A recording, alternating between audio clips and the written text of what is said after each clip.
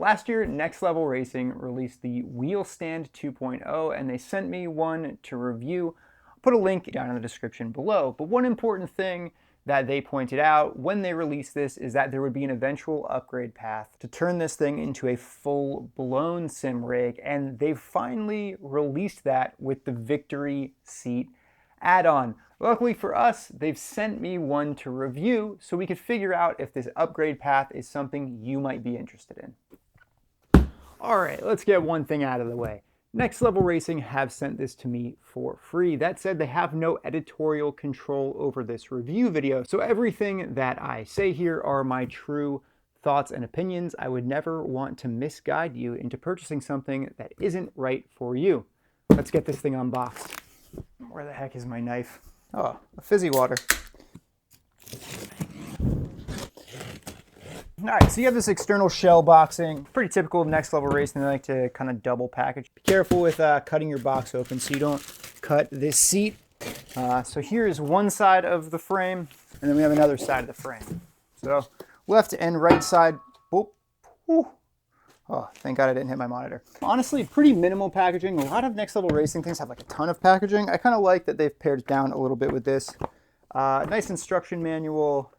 What's in the box? Anyway, it's going to walk us through the whole process. Another bracket sort of situation here. And then all of our hardware here. Yeah, the first thing it says that we should do is actually assemble the frame. So let's get the seat out of the way. I've got this like foam wrap on the outside. I'm going to carefully use my box cutter just to cut the tape. Just make sure not to cut up your junk. These tabs on the top, up here, face upwards. That's what the seat is going to mount into. So what our frame looks like is this. The two U's, come on. Two U's are going to go together. There are two screws that are going to go into this. So let's go ahead and screw those guys in. A couple of feet. A bolt length detection card. I've never gotten one of these from NLR. It helps you figure out your bolt size and length and all that kind of stuff. That's pretty cool. All right, the next thing it's going to want to have us do is tells us to put on our feet. But before we put on our feet, it says make sure to have your nuts in place. The feet are in this little bag right here. Our wheel stand has 4 feet on it, if I remember correctly. So you're going to have 6 feet total once this thing turns into a full-blown sim rig. Assembly process, pretty quick and easy. Let's get the wheel stand over here. If you have the cradle for your chair like I do, you're going to have to take that off. Hold on. Oh, slots. Man, they think of everything. So they've got slots here. They've got slots cut out on the bottom, so I don't need to take these feet off. That's pretty cool. Goes right around the outside there. And right around the outside there. Give it a little wiggle, and everything's nice and lined up and good to go. That is an easy process here. Let's go ahead and just look at the manual real quick, figure out what bolts we need. But we're going to need 4 bolts, I think, to screw this guy in. So let's go ahead and see that. Yeah. No, it says 8, 2 on each side for each of these. So 4 for each side. Let's go ahead and move on to the seat. The seat's actually pretty nice. Yeah, there's like some Alcantara on here, kind of some faux Alcantara, some faux leather. Have I been out of focus this whole time? This is nice. Some like leather, carbony kind of print, Alcantara kind of situation here. And now these pins. Once the seat is laid out, the pins just kind of slide down in there, and that's going to sit this seat up. Let's go ahead and just get that seat on there. This is a bit tricky, but you can just drop that bolt right through there into that, and then I think you want a nut at this point. It's going to feel a little janky to adjust before everything is bolted in, but I think it's going to feel fine. That's just how seat sliders are. Well, I'm going to tilt this just towards its side here, like this, just to give me better access to the bolts underneath. All right, so that's it. I think we're good to go in this thing now. The shifter plate now can actually mount on the side of this thing. I don't have a shifter, so I'm not going to bother with moving it down. I'll show you guys. There's some holes down there at the side here, and they're on either side. So you can remount your shifter on either side if you want it a little bit lower instead of a little bit higher. Let me try to just hit all of my thoughts here, raw and unfiltered as I'm driving around with this. I think For a G29 setup, even going into the entry-level direct drive wheels, I think this is a phenomenal option for you, particularly if you have the wheel stand and you want to upgrade to a full rig and you're okay with getting rid of the portable stowaway nature of the wheel stand. You're definitely giving that up with this upgrade. If you're looking to make a larger equipment upgrade to like high-end pedals, high-end direct drive, I think this is not going to do it for you, and you'd be better going with something that uses an extruded aluminum profile. Pedals wise, I mean, again, we're using G29 pedals. There isn't a ton of force needed for getting max pressure, but if I go ahead and just lock things up, I mean, infinitely better than running with the chair. Full pressure there. You can see things, when I really push, you can see things flex maybe a little bit at that pivot point. But that's putting in a ton of pressure. Right now, I'm hitting max pressure on the G29, and there's no flex. Next Level Racing says that this can handle up to 10 Newton meters of force for the wheel. And I would say that's probably true, but not ideal. I might max it out at like 5. And if you're looking to go over 5, I might consider going in a different direction.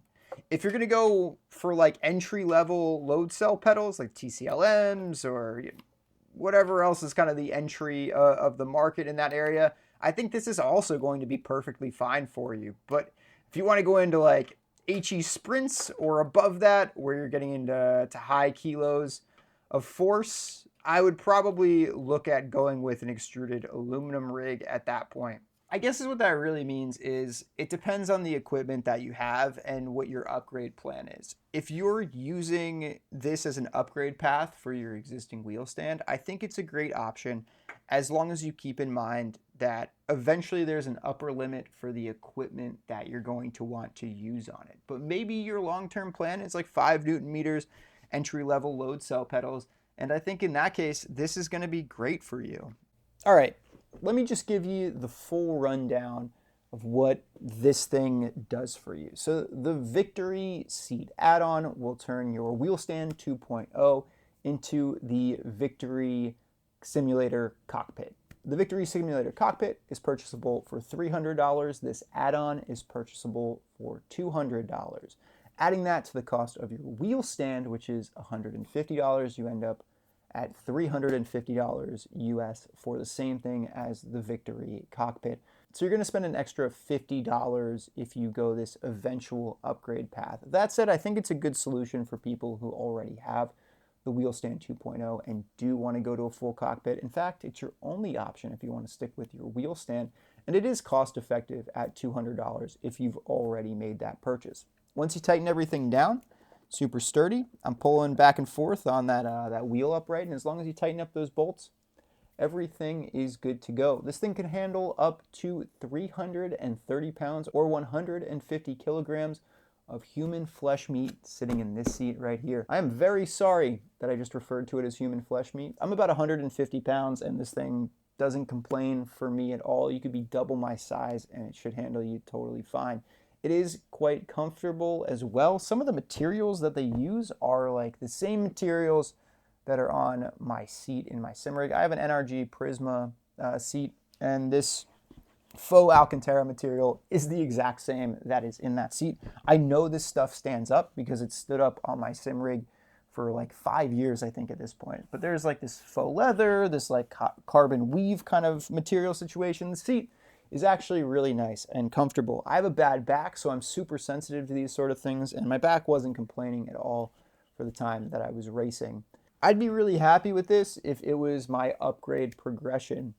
When I first started sim racing, I got a wheel stand. I was using, I was using that chair right there, that armchair, as my seat pulled up to the wheel stand.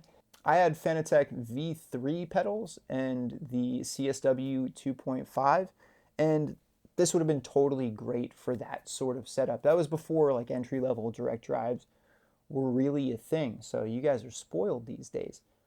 I think for a budget-conscious upgrade path for your wheel stand, really good. I think if you're in the market for a budget-friendly cockpit, based on this, because it's the exact same, the Victory Sim Racing cockpit is a pretty good choice. It's pretty hard to get a seat for $300, let alone get the whole cockpit with a seat for $300. Everything here is super adjustable as well. Vertically, you can adjust. There's tilt here that you can adjust.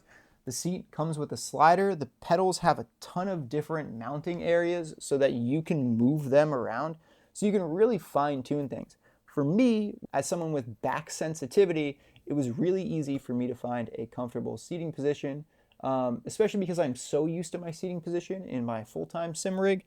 It was really nice to be able to not have to adjust a whole lot and to find something super comfortable. With all of that, I hope you have the information that you need to decide whether or not this upgrade path is for you, or even if the full-blown Victory cockpit is right for you. Let me know down in the comments what you think. And check out the description below for a discount code for 5% off if you're in the United States and do decide to make this purchase. Till I see you next time, thank you guys so much for tuning in. Take care of yourselves. Bye-bye.